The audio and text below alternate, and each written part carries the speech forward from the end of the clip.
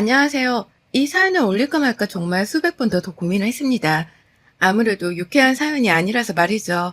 그러나 저도 어딘가에 털어놓고 싶기도 했고, 또 혹여나 비슷한 일을 겪고 있는 분들이 계신다면 당하지 마시라고 용기 내 사연을 올려봅니다. 모든 사람들이 평범하게 사는 게 어쩌면 꿈이 아닐까 싶어요. 저부터가 그랬으니 말이죠. 평범하다는 게 얼마나 힘든 건지를 잘 몰랐을 때는 왜 평범하게 살고 싶어 할까? 더 성공하려고 해야지.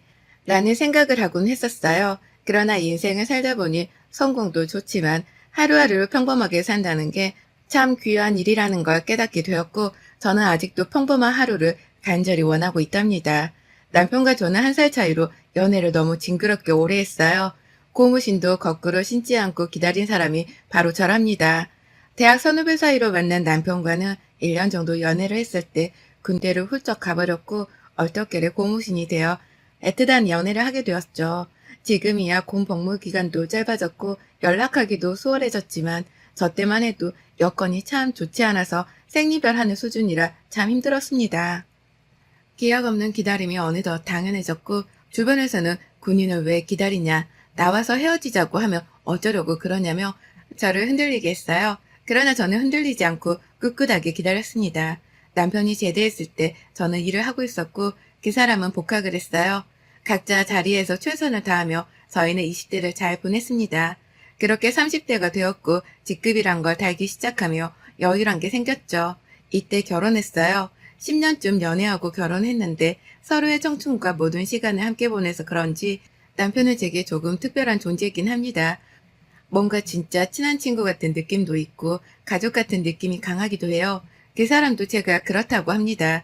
둘이 또 술도 좋아해서 반주를 하며 오늘 무슨 일이 있었다며 서로 얘기를 시시콜콜 나누기도 했어요. 저희 부부는 사랑해 여보 막 이렇게 애교스러운 부부는 아니었습니다. 이건 이미 연애 초반에 끝났었고 그냥 말하지 않아도 척척 알아서 눈치껏 서로를 파악하고 알아서 해주는 그런 부부였죠. 남이 봤을 때는 무미건조하다고 느낄지언정 정작 당사자인 저희 부부의 입장에서는 트러블이 생길 게 없을 정도로 척척 서로에 대해서 알고 있어서 문제될 거라고는 하나도 없었습니다. 이렇다 보니 서로에 대해 모르는 것도 하나 없었습니다. 그게 바로 저희 부부의 특징이었죠. 저희 친정집은 솔직히 가정사가 없어요. 그러나 시댁은 10년간 연애를 하면서도 아주 시끌시끌했죠. 그래서 남편에게 모성애가 발동해서 더 마음이 가기도 했던 것 같습니다. 남편은 장남에 아래 남동생이 있어요. 그런데 시모가 진작에 시부랑 이혼을 하고 두 형제를 키우고 계셨죠. 이혼 사유를 나중에 알았는데 여태 시부 잘못인 줄 알았으나 알고 보니 그게 아니라 시모의 외도로 인한 이혼을 했더라고요. 이 사실을 알고 두 형제 모두 충격을 받았었죠. 이건 시모가 술 먹고 술 취해 말해서 알게 되었습니다. 물론 그 자리에 여자친구 신분으로 저도 있었고 그때 같이 듣게 되었죠. 굉장히 당황스럽지만 내색을 하지 않았고 시모는 매우 당당하게 말했어요. 내가 그때 그 사람이랑 재혼만 성공했어도 지금 이 꼬라지로는 안 살지. 아유, 이게 다 너 예비놈 때문에 내가 이러고 사는 거라고 알아? 바람은 엄마가 폈는데 원망의 대상은 아빠야? 여태껏 왜 아빠가 잘못해서 이혼한 것처럼 속인 거야? 차라리 그냥 성격 차이라고 둘이 안 맞았다고 그렇게 말을 해줬어야지. 왜 우리가 아빠를 원망하게 만들었어? 그래야 너희가 엄마밖에 없다고 생각할 거니까. 안 그래? 야, 나라고 너희 두 키우는 게 어디 쉬웠는 줄 알아? 이제 와서 하는 말이지만 진짜 힘들었어 이것들아. 내 청춘 다 바쳐 키워낸 게 너희인데 내가 뭐라고 말을 하든 말든 너희는 나한테 따질 수 없지. 엄마는 그래놓고 남자친구라고 우리한테 매번 남자들을 소개한 거야? 진짜 대단하네. 그만 좀 해. 아니 그렇게 남자가 좋으면 그냥 알아서 살아. 왜 굳이 싫다는데 우리한테 소개를 해주는 거야? 자식 새끼들 혼자 키우느라 힘들었다고 말하면 100이면 100. 전부 너희 보여달라고 하니까 어쩔 수 없이 보여주는 거지. 나라고 뭐 방법이 있겠냐? 그리고 내가 남자가 좋아서 만났겠어? 형편이 어려우니까 만나지. 제발 그만 좀 그만해. 그거 핑계야. 형편이 어려우면 일을 해야지. 왜 남자를 만나? 엄마 그냥 남자가 좋잖아. 없이는 못 살잖아. 당신 목소리가 너무 크다. 그만해. 진정해. 그치, 혜민아. 너는 대체 동윤이 어디가 그렇게 좋아서 10년을 만나고 있니? 아우, 내 자식이지만 이런 남자 정말 질색이야. 시모랑 남편의 애증의 관계였어요. 아니, 더 사실적으로 말하면 남편이 시모를 싫어했습니다. 여태껏 키워준 거에 대한 고마움이 있었기에 이러지도 저러지도 못하는 상황이기도 했고, 또 점점 나이 들어가는 시모가 안타깝다고 하기도 했죠. 두 형제는 그게 마음이 아팠던 거예요. 시부가 진짜 몹쓸 행동을 하고 자식들까지 내팽개치고 이혼을 했다고 알고 있었기에 한평생을 원망하고 살았는데 알고 보니 그게 아니었잖아요. 그러니 여태 원망했던 그 마음이 한순간에 물거품이 되니까 허무하기도 하고 죄송하기도 하고 혼란한 거죠. 시모는 자식들이 저렇게까지 방방 뛰면 부끄러워서라도 남자 문제를 보이지 않을 법도 한데 아랑곳하지 않고 보였습니다. 제가 본 남자친구만 해도 5분이었어요. 늘 저를 애비 며느리라고 소개를 하셨고 다들 길게 만남을 이어가지 못하셨죠. 한 번은 진짜 괴팍한 분을 만난 적이 있었는데 이날은 정말 경찰까지 오고 난리도 아니었습니다. 화물차 운전기사분이셨는데 시모가 화물차를 새 차로 뽑아줬다는 거예요. 그것도 벤츠로 말이죠. 화물차도 벤츠가 있다는 걸 처음 알아서 신기했습니다. 아, 화물차도 벤츠가 있어요? 처음 알았어요. 그럼 뭐 엄청 비싸지도 않아. 엄마가 사주셨어요? 응, 이번에 이 사람이 생일이었거든. 그래서 내가 새 차 뽑아줬어. 돈이 어디 있어서요? 엄마는 남자 만날 때마다 지방기둥 하나씩 뽑으실 거예요? 차를 사주든 뭘 사주든 상관 안 해요. 근데 본인 분수에 맞게 형편에 맞게 사주고 선물을 해주셔야죠. 지금 엄마 형편에 신차를 뽑아주는 게 맞아요? 동현아, 너는 대체 누구 닮아서 그렇게 예의도 없고 말버릇이 그러니? 난 내 아들이지만 너랑 대화할 때마다 심장이 막 떨려. 알아? 저는 제 엄마지만 쳐다만 봐도 심장이 떨려요. 아세요? 이번에는 또 누구일까? 어떤 사고를 칠까? 며칠이나 갈까? 나한테 무슨 피해가 올까? 이런 제 마음은 아시냐고요. 그냥 알아서 만나고 헤어지세요. 왜 굳이 저를 보여주시냐고요. 안 궁금하다는데. 당신 일어나 가자. 어? 아니 그래도 이보게 모자 사이에 관계가 얽힌 것 같은데 그건 둘이 해결할 일이지. 다른 사람을 두고 이러는 거는 예의가 아니지 않나? 거기다 오늘 나 소개받는 자리에서 이게 뭐 하는 짓인가? 이거 굉장한 신뢰라네. 예, 신뢰고 뭐고 그쪽한테 잘 보이고 싶은 마음 없으니까 개념 없다 생각하시든 싸가지 없다 생각하시든 알아서 하세요. 이때 시모 남자친구가 벌떡 일어나더니 서 있는 남편 얼굴에 냅다 물을 뿌려버리는 겁니다. 순간 저는 너무 놀라서 뭐 하는 거냐고 소리를 질렀죠. 지금 뭐 하시는 거예요? 이런 싸가지 없는 게, 야, 너 뭐야? 보자 보자 하니까 어디서 어른한테 말하는 게 졌다고야? 당신은 애교육을 어떻게 시킨 거야? 나이도 처먹은 만큼 처먹은 게 아직도 저 모양이란 말이야? 이 엠뱅알. 이렇게 싸움이 시작되었고 남편은 지지 않고 제가 마시고 있던 콜라를 그 시모 남자친구 얼굴에 뿌려버렸고 결국 몸싸움으로 이어져서 경찰서까지 갔습니다. 이후 상황을 잘 설명해드리고 훈방조치가 되었으나 저는 생전 경찰서라고 갈 일이 없던 저희 두 사람이 다른 사람도 아닌 시모 때문에 왔다는 사실이 진짜 놀라울 따름이었죠. 연애 때부터 시모에 관한 이슈는 끝없이 있었기에 그럴 때마다 제가 늘 남편 곁을 지켜줬고 남편이 결혼을 서두르고 싶어하는 이유이기도 했습니다. 가족에게서 완전히 벗어나 우리 가족을 꾸리고 살고 싶다고 입버릇처럼 말했죠. 그런 남편의 마음을 이해하지 못하는 건 아니었으나 아직 서로 부족한 게 더 많다고 판단을 해서 조금 더 천천히 준비하자는 생각이 있었습니다. 저희가 결혼하고 나서는 장단점이 확실하게 있었어요. 우선 장점은 시모가 남자에 미쳐있다 보니까 며느리에게 관심이 없었습니다. 그러니 시집살이를 시킬 시간도 없었죠. 남자랑 데이트를 하고 놀아야 하는데 며느리 괴롭힐 시간이 어디 있겠어요. 그래서 저는 시모랑 연애 때나 결혼 후나 달라진 게 없을 정도로 지냈어요. 저는 편했는데 남편은 불안해했습니다. 뭔가 조용한 게 수상하다며 말이죠. 아, 요즘 엄마 너무 조용한 게 수상해. 왜? 당신이 너무 예민한 거야. 저번에 그분이랑 헤어졌잖아. 헤어졌는데 조용하니까 수상한 거지. 헤어지면 심심해서 나를 달달 볶아먹었을 건데. 너무 조용하잖아. 아무래도 또 남자가 생긴 거 아닌가 싶어. 에이, 무슨 소리야. 지금 정리한 지가 2주도 안 지났어, 여보. 걱정하는 마음은 아는데 너무 그러지 마. 남편은 내내 저렇게 신경이 쓰였는지 걱정을 했고 결국 주말에 기습으로 시댁으로 갔습니다. 저 역시 시모가 불편한 건 아니었기에 함께 갔어요. 그런데 못 볼 꼴을 보고야 말았죠. 초인종은 눌렀는데 나오지도 않으셔서 집에 아무도 없는 줄 알고 비밀번호를 누르고 들어갔습니다. 들어갔는데 시모와 처음 보는 남성분께서 아주 열정적으로 키스를 나누고 계셨죠. 2층으로 올라가는 계단에서 말입니다. 저희는 원치 않게 정면으로 봐야 했고 저희를 본 시모와 남성분은 깜짝 놀라셨죠. 어머 뭐야? 너희 왜 말도 없이 왔어? 너 누구야? 지금 이게 뭐 하는 거야 진짜? 왜 말도 없이 왔냐고. 초인종 눌렀잖아. 너 누구냐고. 내가 이럴 줄 알았어. 어쩐지 조용하다 했지? 알고 보니 초인종이 고장나서 소리가 나지 않고 화면만 뜨더라고요. 그래서 저희가 놀랐을 때 화면만 떠서 시모란 남성분을 몰랐던 겁니다. 대체 이게 무슨 일인가 싶더군요. 남사스러워서 아무 말도 하지 못하고 있었습니다. 그런데 시모는 갑자기 그 남성분의 손을 딱 잡더니 결심한 듯 말했어요. 차라리 잘 됐어. 어차피 너희한테 말하려고 했거든. 나 이 사람이랑 결혼하기로 했어. 남자친구 그런 거 말고 정식으로 혼인신고하고 백년내로 할 거야 우리. 아 진짜 제발 정신 좀 차려. 며느리 앞에서 창피한 줄 모르고 언제까지 이럴 거야 대체. 엄마는 정말 됐다 그냥 갈게. 장남인가? 앉아. 아직 말 안 끝났으니까.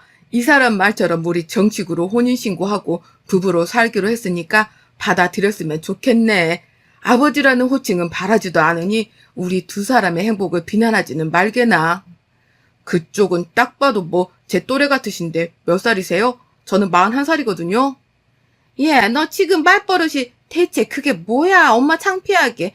미안해요. 우리 애가 평소에는 저러지 않는데 애들 아빠한테 상처가 조금 있어서 남자에 민감해서 그래요. 이해해줘요? 몇 살이시냐고. 엄마가 올해 65살이잖아. 그치? 그쪽은 몇 살이세요? 나이를 묻는데 왜 말을 못해? 이게 어려운 질문인가? 어렵지 않네. 사랑의 나이가 뭐가 중하겠나.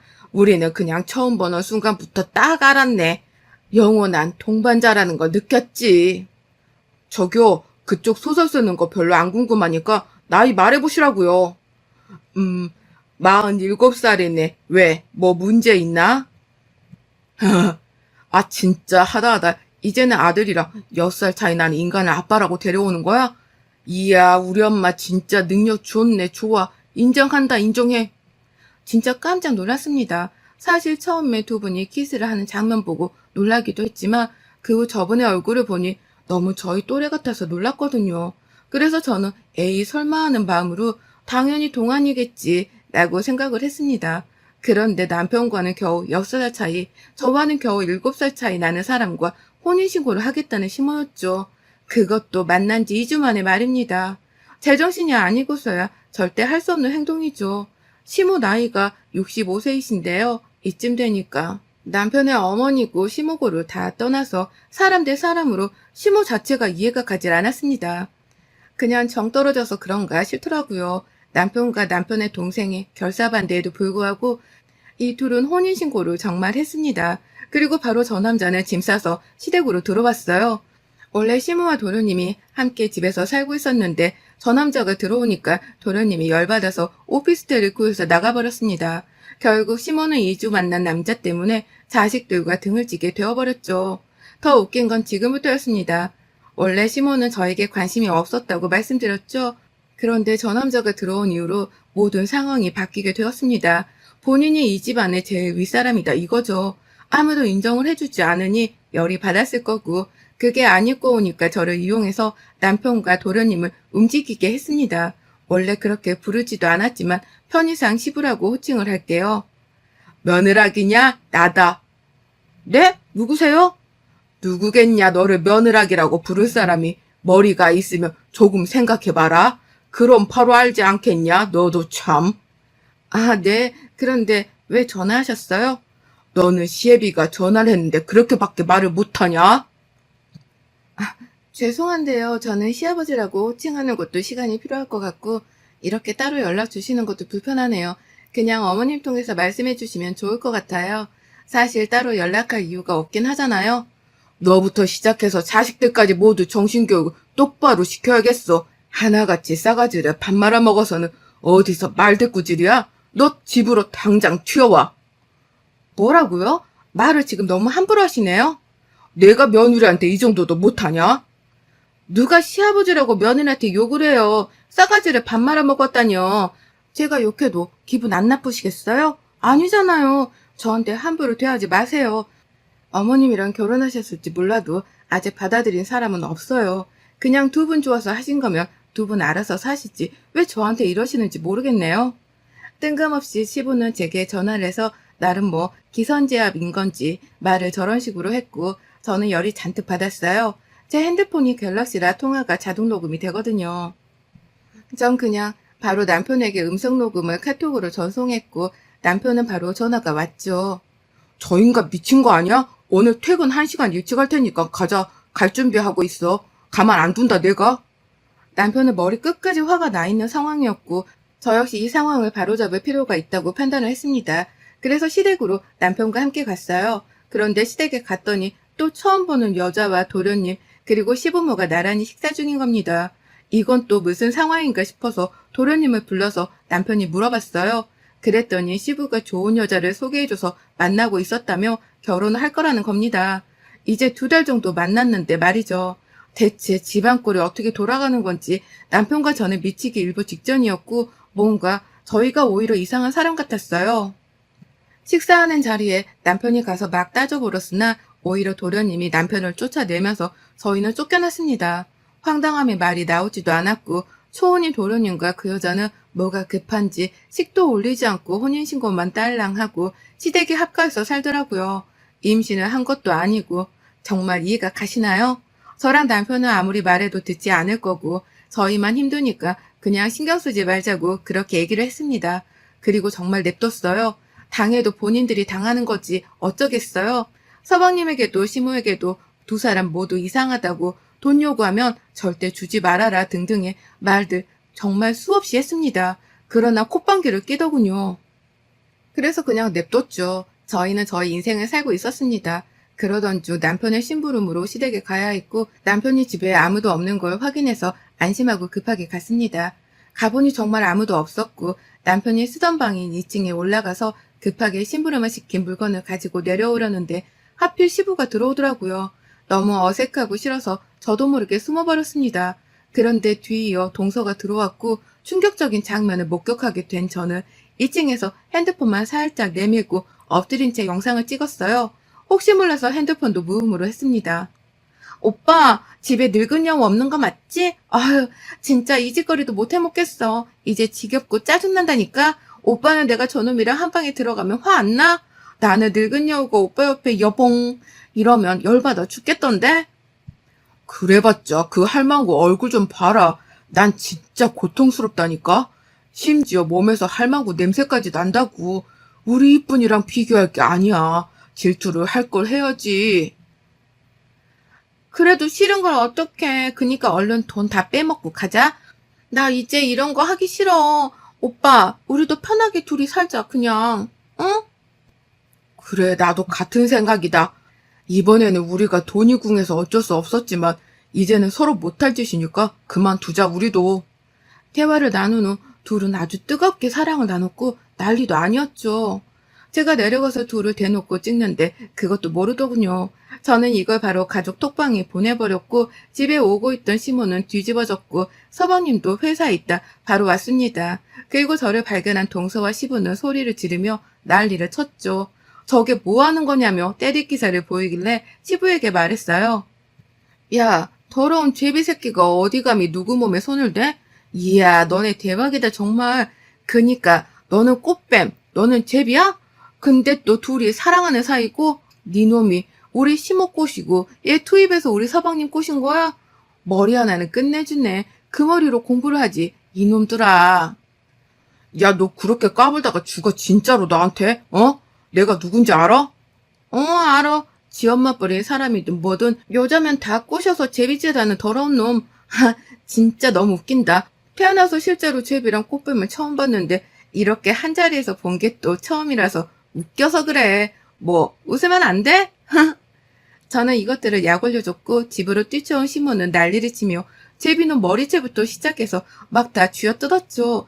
그러다 결국엔 제비놈이 밀어서 벌러덩 넘어졌습니다.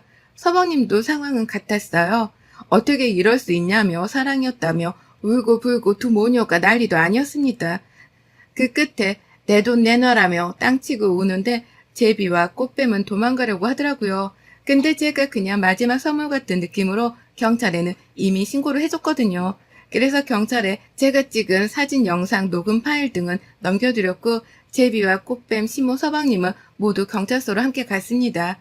이후 남편은 완전히 가족들과 절연을 했어요. 치가 떨리고 너무 싫다고 하더라고요. 당할 수는 있죠. 그러나 몇 번이고 말했고 한두 번이 아니니 문제라면서 더 이상은 신경 쓰면서 살고 싶지 않다며 정말 냉정할 정도로 딱 연을 끊고 살고 있습니다. 그래서 어떻게 살고 있는지도 몰라요. 아마 여전하지 않을까 싶은 게 시모는 진짜 불치병이거든요. 여러분의 생각은 댓글로 남겨주세요. 오늘 또 시청해주셔서 정말 감사합니다.